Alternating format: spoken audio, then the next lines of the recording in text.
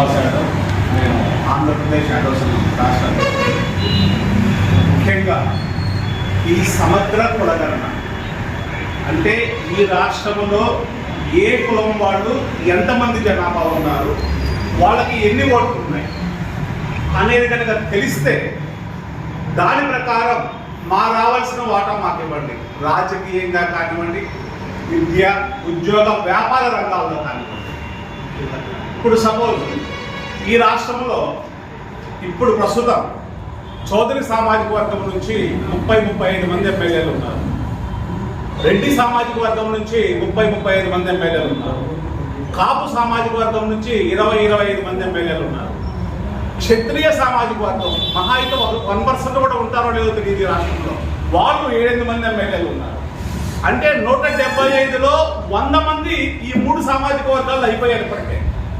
అంటే 139 బీసీ కులాల్లో అక్కడొకటి ఉంటే ఈ యాదవుల నుంచి ఈ రాష్ట్రంలో కనీసం 15% పైన జనాభా ఉన్నటువంటి యాదవుల నుంచి 6 ఎమ్మెల్యేలు ఉంటే ఓ రెడ్డి గారు పక్కన ఉన్నటువంటి బైరాయిని పిలిచి అదిగోరా ఆ గొల్లా కొడుకులు బీసీలంతా వాడకు ఎత్తున్నారు. చౌదరి అయిన ఒక గౌడాయిని పిలిచి చూడండి ఆ గొల్లా కొడుకులు వాళ్ళు 6 ఎమ్మెల్యేలు పిలుస్తారు, 14 వాళ్ళే బీసీలు అని చెప్పేసి వాళ్ళే ఎత్తున్నారు అని మనలో మనకి గొడవలు పెట్టి మనలో మనం కొట్టుకునేటట్టు చేసి ఇక మనం వాళ్ళతోనే పోటల్లా. ఎందుకు వాళ్ళతోనే పోటల్లా? మనమే మనం కొట్టుకుంటున్నాం కాబట్టి ఇక వాళ్ళతోనే పోటల్లా. సో మెజారిటీ ఎమ్మెల్యేలు 100కు పైగా ఎమ్మెల్యేలు ఈ 3 కులాల చేతిలో ఉన్నాయి కాబట్టి వాళ్లే ముఖ్యమంత్రి అవుతారు, వాళ్లే ఉప ముఖ్యమంత్రి అవుతారు. ఈ రాష్ట్రంలో ఎక్కడైతే ఎస్ఐడ్ భూములు ఉన్నాయో వేలాది ఎకరాల ఎస్ఐడ్ భూములన్నీ కూడా వాళ్లే దోపిడీ చేస్తారు. ఈ రాష్ట్రంలో ఏ నియోజకవర్గంలో, ఏ మండలంలో, ఏ గ్రామంలో ఇసుక కోరి ఉన్నా సరే వాళ్ళకే వస్తుంది.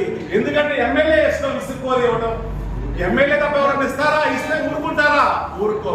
కాబట్టి ఈ రాష్ట్రంలో సహజ వనరులన్నింటినీ కూడా దేవుడిచ్చినటువంటి భూమి కానివ్వండి, ఇసుక కానివ్వండి, ప్రతిదీ కూడా సిండికేట్ గా ఏర్పడి ఈ 3 కులాలే దోపిడీ చేస్తున్నాయనేది వాస్తవ పరిస్థితిని మనం గమనించాలి. కాబట్టి ఇప్పటికైనా సరే సమగ్ర కులగణన లెక్కలు తీయండి. అందులో యాదవుల జనాభా ఎంత, రజకుల జనాభా ఎంత, గౌడ్ల జనాభా ఎంత, పద్మశాలీల జనాభా ఎంత, క్షత్రియుల జనాభా ఎంత, ఇవన్నీ కూడా ఖచ్చితంగా తేల్చాలని మనందరం కలిసి గట్టిగా ఉద్యమించాల్సినటువంటి అవసరం ఎంతైనా ఉంది.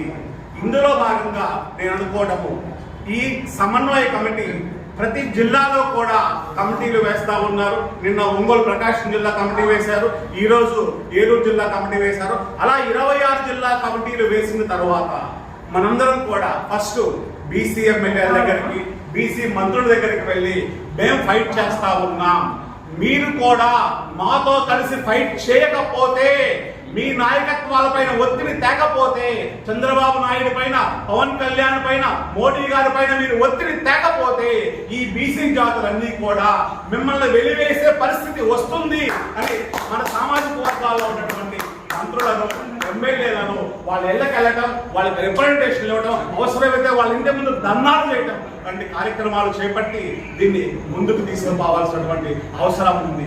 అదేవిధంగా మనం ఇవన్నీ అయిపోయిన తర్వాత వేలాది మందితో టీడీపీ సెంట్రల్ ఆఫీస్ వద్ద, అంటే మంగళగిరి విజయవాడ బైపాస్ లో, అలాగే జనసేన ఆఫీస్ వద్ద వేలాది మంది కార్యకర్తలతో అవసరమైతే వాళ్ళ ఆఫీసు తగలబెడితే తప్ప, ఈ రాష్ట్రాన్ని అగ్నిగుండంగా మారిస్తే తప్ప బీసీలకు చేసే పరిస్థితి ఈ కమ్మారెడ్డి కాపులకు లేదే లేదు. వాళ్ళ దరిదాపుల్లో కూడా ఆలోచన చేయరు. ఎందుకంటే సమగ్ర కులగణన బీహార్ రాష్ట్రంలో సమగ్ర కులగణన జరిపితే అక్కడ 14.27% యాదవ జనాభా ఉన్నారు. బీహార్ రాష్ట్రంలో 14.27% యాదవ జనాభా బీహార్ రాష్ట్రంలో ఉంటే ఇవాళ బీహార్ రాష్ట్రంలో 53 మంది యాదవ ఎమ్మెల్యేలు ఉన్నారు.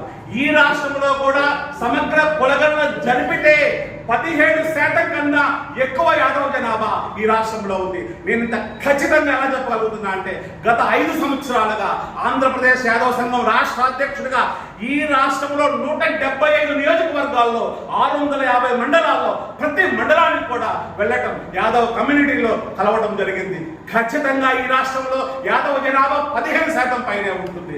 గత ప్రభుత్వం ఇచ్చిన లెక్క ప్రకారము 26,50,000 మంది యాదవ ఓటర్లు ఈ రాష్ట్రంలో ఉన్నారు. అది మా లెక్క కాదు, గత ప్రభుత్వం ఇచ్చిన లెక్క. 26 లక్షల మంది యాదవ ఓటర్లు ఉంటే కనీసం ఎన్ని ఎమ్మెల్యే సీట్లు రావాలి? 35 ఎమ్మెల్యే సీట్లు రావాలి. కానీ యాదవులకు ఇచ్చింది ముష్టి 6 ఎమ్మెల్యే సీట్లు. ఆ 6 ఎమ్మెల్యే సీట్లు ఇచ్చి కూడా ఇవాళ చౌదరి, రెడ్డి, కాపు సామాజిక వర్గాలు ఇతర బీసీ కులాల వాళ్ళని పిలిచి, అరే చూడండి రా, ఆ గొల్లాగుడికి సీట్లన్నీ నువ్వు చెప్తున్నారా, బీసీ అంటున్నారు కానీ ఆ గొల్లోళ్ళే మిమ్మల్ని అంత మోసం చేస్తున్నారు అనే దుష్ప్రచారం చేస్తా ఉన్నారు.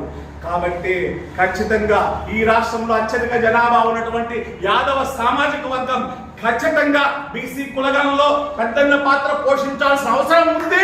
మేము ఖచ్చితంగా పోషిస్తాం. అవసరమైతే వేలాది మంది జన సమీకరణలో కానీ, వేలాది రూపాయలు ఖర్చు చేయడంలో కానీ మా యాదవ సామాజిక వర్గం ఈ బీసీ కులగణకు ఖచ్చితంగా అండగా ఉంటుంది. మీతో ఎల్లప్పుడూ మేము ఉంటాం. అంతే తప్ప మా మీద ఏ విధమైనటువంటి ద్వేషాన్ని ఇతర బీసీ కులాలు పెట్టుకోకూడదని సవినయంగా కోరుకుంటూ సాధిస్తున్నాం.